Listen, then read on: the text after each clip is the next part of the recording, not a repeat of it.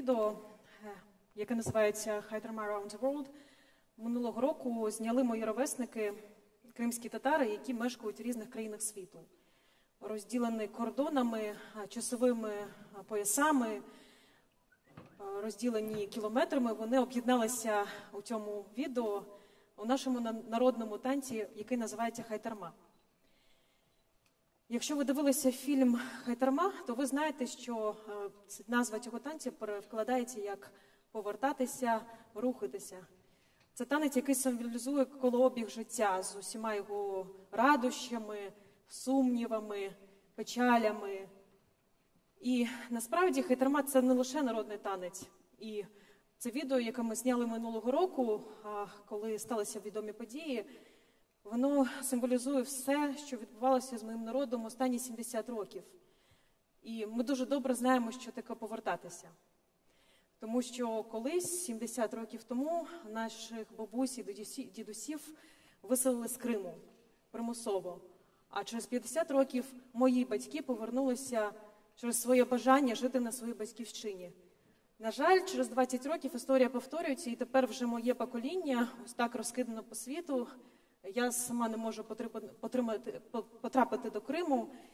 І сьогодні я хочу вам розказати цю історію свого народу через історію своєї родини і через історію людей, яких я особисто вважаю героями. Це картина, яка символізує депортацію кримських татар. Ви, напевно, з підручників історії знаєте, що 18 травня усіх представників кримсько-татарського народу посадили до потягів товарних і вивезли до Сибіру і до Середньої Азії, нібито через колабораціонізм із окупантами. Я знаю цю історію з 5 років від своєї бабусі. Їй було 18 років, і на той час вона вже була прикута до ліжка протягом року через радикуліт. І усю депортацію 3 тижні вона перенесла на простирадлі. Її везли через вагони, потім у Сибір. Її молодші брати носили просто це простирадло. Моя родина прожила у Сибіру не так довго і через деякий час потрапила до Середньої Азії. Там також не було жодних умов для виживання, там були бараки без вікон і дверей, там був комендантський час. Але кримські татари знаходили у собі можливість радіти навіть у такій ситуації. Вони ходили один до одного в гості, вони танцювали хайтерму у себе в гостях. І ви знаєте, чому саме ось такий... Чому ходили у гості? Тому що кримський татарин, як би йому не було погано, він завжди приготує найкраще для свого гостя. Цю людину ви добре знаєте. Це наш національний лідер, з якого починався кримсько-татарський національний рух Мустафа Джемілєв.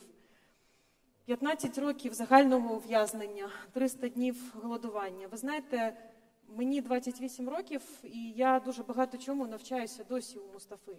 Як не впадати у вічі, як радіти життю, незважаючи на те, що через 70 років, коли людина вже повернулася, і в 71 рік в неї забрали батьківщину. Він мене цьому навчає.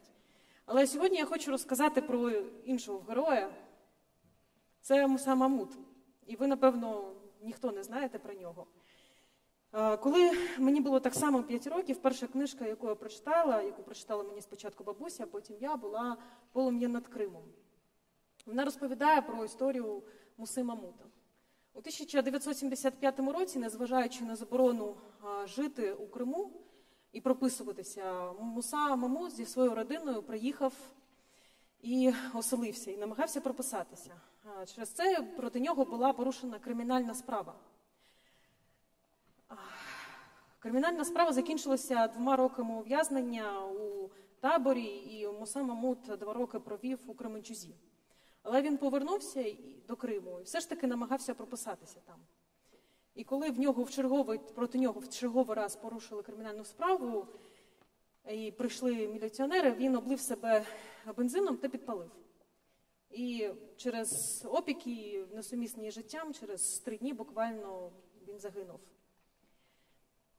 Кримські татари, які знаходилися на той час у Середній Азії, деякі проживали на той час у Херсоні, тому що у Криму не можна було оселятися, у Сибіру. Всі вони надсилали телеграми до родини Муси Мамуда. І так само моя родина, моя бабуся із мамою надсилали цю телеграму із співчуттями, а через 2 тижні до них прийшов офіцер КДБ. І сказав: ви надсилали телеграму? Моя бабуся відповіла: так, звичайно, я не можу висловити співчуття. Ну, ви ж розумієте, що це політична справа? Спитав в неї офіцер КДБ. Що моя бабуся сказала: а що в ньому політичного, якщо людина хоче жити на своїй землі, а ви її не даєте? На що і офіцер КДБ сказав: ви знаєте, у вас 16-річна дочка, вона скоро буде вступати до вузу, навіщо вам ці проблеми? Ми її влаштуємо, у вас не буде жодних проблем. Не треба влаштовувати все це показово, не роздмухуйте. Що моя бабуся сказала, що якщо потрібно, я себе теж бензином і підпалю. Ну, звичайно, розмови не вийшло, і моя мама наступні 3 роки спробувала вступити до медичного вузу, але її мрія так і не збулася, до вузу вона не вступила.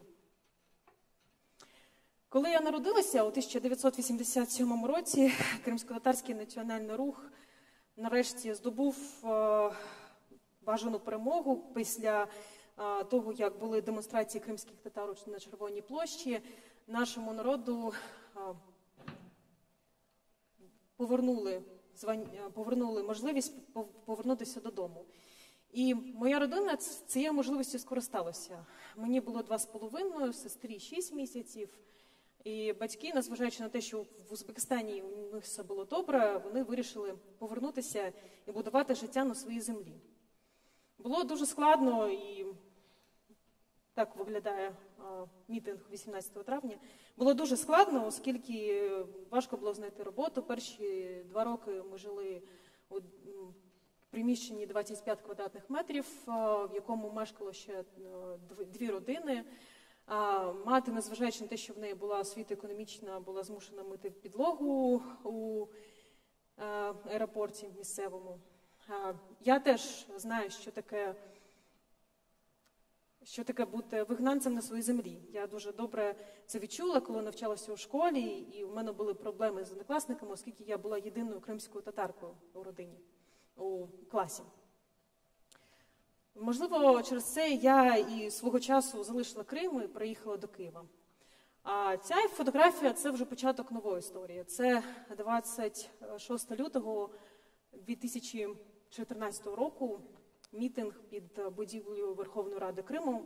І це офіційний початок анексії півострову, коли кримські татари намагалися стримати російських прихильників. Але, на жаль, процеси вже були запущені. І на той час мені вперше стало страшно. І ми зібралися з моїми друзями Алімом Алієвим і Тамілою Ташевою, і думаємо, а що треба робити? Давайте створимо якусь платформу для того, щоб хоча б інформувати. Ми думали, що це на 3 тижні, що швидко все закінчиться, що нічого не буде. На жаль, історія затягнулася. Це моя мама, це 8 березня минулого року. Через 10 днів після того, як мама вийде на мітинг у підтримку єдності України, Крим офіційно віддав до складу Росії за підписом Путіна. Ви знаєте, як це було, історичний момент.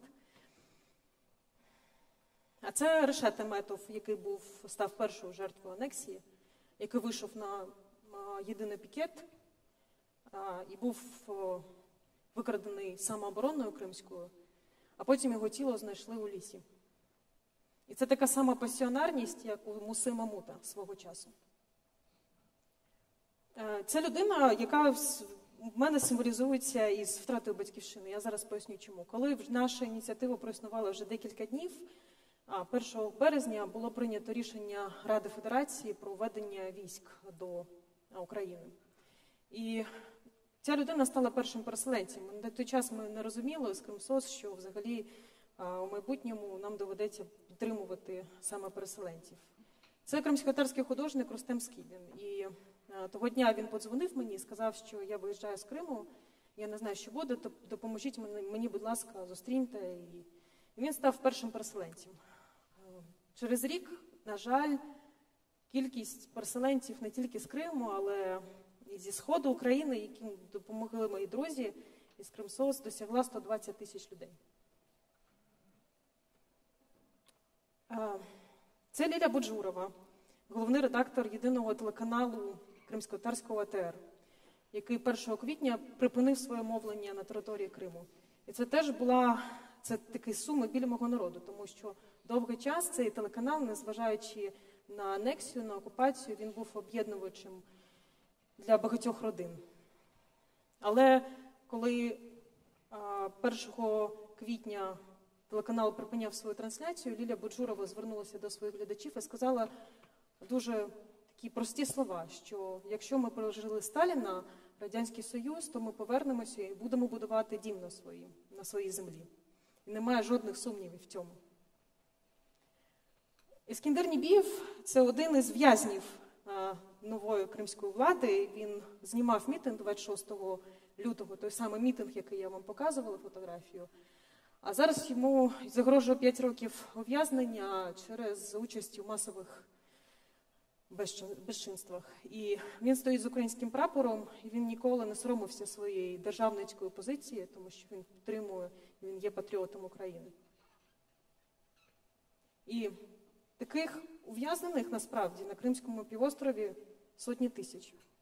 І це наші громадяни. І вони тримають там тил сьогодні заради нас. Так само в кількості цих ув'язнених і моя мама, і мій тато, мої друзі. Ви знаєте, коли я вже рік не була вдома, і мої друзі, з якими ми створювали Кримсос, так само рік не були вдома. І коли стає дуже сумно, Алім Алієв, мій друг, він мене підтримує. Він каже: не бійся, ми обов'язково ще станцюємо хайтармон на уламках цього режиму. А це символ, ми його з сестрою розробили на цьогорічну річницю депортації. Це ластівка, яка пролітає над Кримом. Крим червоний, оскільки сьогодні півострів подає знак СОС для всього цивілізованого світу.